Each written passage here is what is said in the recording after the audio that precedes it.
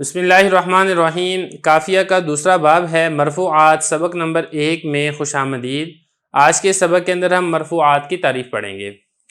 عبارت دیکھ لیں، ترجمہ کرتے ہیں اور آخر میں اس کی تشریح کرتے ہیں۔ المرفوعات هو ما اشتمل على علم الفاعلیتی، مرفوعات وہ ہیں جو کہ فاعلیت کی علامت پر مشتمل ہوں۔ تو یہ میں نے آپ کے سامنے عبارت پڑھ دی ہے، ترجمہ کر دیا۔ اب چلتے ہیں اس کی تشریح کی طرف۔ دیکھیں، مقدمے کے اندر جتنی بحث تھی اس سے فارغ ہو چکے ہیں۔ اب کتاب کی جو 3 مقاصد ثلاثہ ہیں، جو 3 مقاصد ہیں، اس کو شروع کر رہے ہیں۔ اور مقاصد ثلاثہ میں سے جو پہلا مقصد ہے وہ ہے مرفوعات۔ تو آج کے سبق کے اندر مرفوعات سے اس کا آغاز کیا جائے گا۔ تو یہاں پہ سوال یہ پیدا ہوتا ہے کہ جب مقاصد ثلاثہ وہ 3 ہیں، مرفوعات ہیں، منصوبات ہیں، مجرورات ہیں، تو آپ نے مرفوعات کو منصوبات اور مجرورات پر مقدم کیوں کیا؟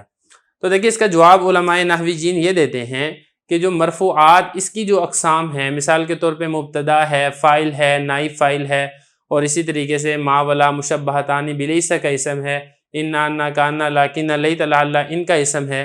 یہ سارے کے سارے کلام کے اندر مسند الیہ واقع ہوتے ہیں، اور جو مسند الیہ ہے وہ کلام میں عمدہ ہوتا ہے، عمدہ فی الکلام ہوتا ہے، جبکہ اس کے برعکس جو منصوبات ہیں وہ اکثر و بیشتر کلام کے اندر مفعول واقع ہوتے ہیں، اور مفعول فضلہ فی الکلام ہوتا ہے، ایک زائد اور اضافی چیز ہوتی ہے۔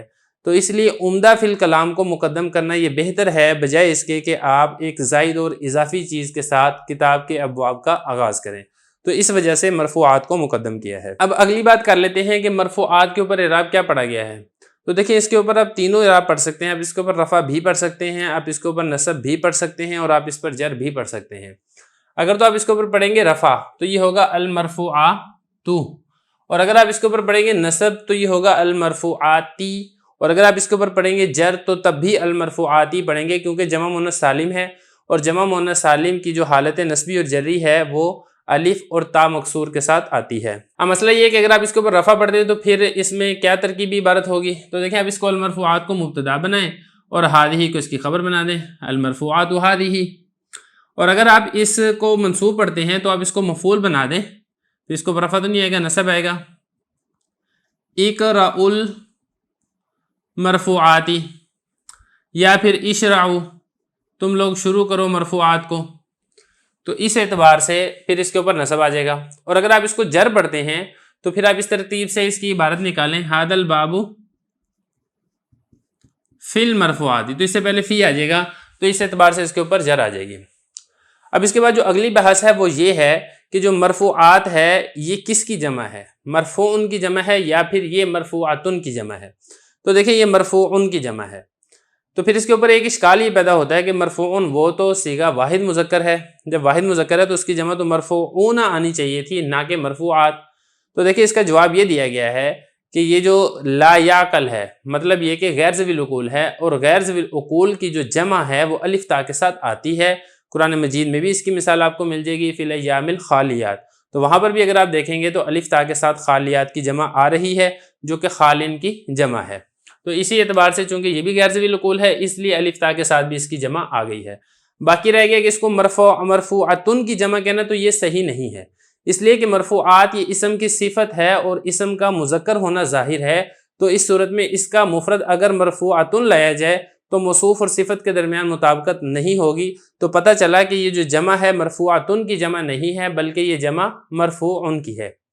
یہاں تک تو بات ہوگی مرفوعات کی، اس کے بارے میں ساری ہم بحث کر چکے ہیں۔ اب آگے یہ ہے کہ اس کی تعریف کر رہے ہیں، ہوا ما اشتمل علی علم الفاعلیتی، یعنی مرفوعات وہ اسم ہے، مرفوعات مطلب مرفوع، کیونکہ یہ جو الف لام ہے نا، اس میں یہ الف لام اس نے اس سے جمعیت کے معنی کو ختم کر دیا ہے۔ الف لام جنسی ہے، تو مطلب اس کا یہ بنے گا مرفوع،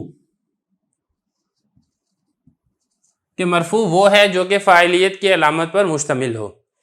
اب اس عبارت میں جو ہوا ضمیر ہے، اس کا جو مرجع ہے نا، یہ مرفوعات تو نہیں ہو سکتے کیونکہ یہ تو جمع ہے اور یہ مرجع مفرد ہے، تو اس لیے میں نے آپ کو بتایا کہ یہ جو الف لام ہے اس نے آ کے اسے جمعیت کا معنی باطل کر دیا ہے، اور اس نے المرفوعات کو مرفوعن کے معنی میں کر دیا ہے، اسی وجہ سے ہوا ضمیر کا اس کی طرف لوٹانا یہ بالکل درست ہے۔ اب اس کے بعد آگے بتایا ما اشتمل علی علم الفاعلیتی، مرفوعات وہ ہے یا مرفوع وہ ہے جو کہ فاعلیت کی علامت پر مشتمل ہو۔ اب فاعلیت کی علامات کون سی ہیں؟ دیکھیں، ایک تو علامت آتی ہے اس کی ضمہ، مفرد منصرف سے اس کی حالت رفع ضمہ کے ساتھ آتی ہے۔ اسی طریقے سے اگر جمع مذکر سالم ہے تو اس کی حالت رفع آتی ہے واو نون کے ساتھ۔ اسی طریقے سے اگر جمع مؤنث سالم ہے تو اس کی حالت رفع آتی ہے الف اور تا کے ساتھ، تا مضموم کے ساتھ، یا اسی طریقے سے اسماء ستہ مکبرہ ہیں ان کی حالت رفع آتی ہے واو کے ساتھ وغیرہ ذالکہ۔ تو اس کے اندر سارے کے سارے اعراب آ جائیں گے، یعنی جو بھی فاعلیت کی علامت ہوگی چاہے وہ ضمہ کے ساتھ ہے یا اسی طریقے سے جمع ہے تو وہ آتی ہے واو نون کے ساتھ، یا اسی طریقے سے جو تثنیہ ہے وہ الف اور نون کے ساتھ آتی ہے وغیرہ ذالکہ، جو بھی فاعلیت کی علامت پر مشتمل ہوگا اس کو مرفوع کہا جائے گا۔ باقی آگے آ جائے گا مرفوع کی اقسام کون کون سی ہیں، وہ انشاءاللہ ہم اگلے سبق سے شروع کریں گے۔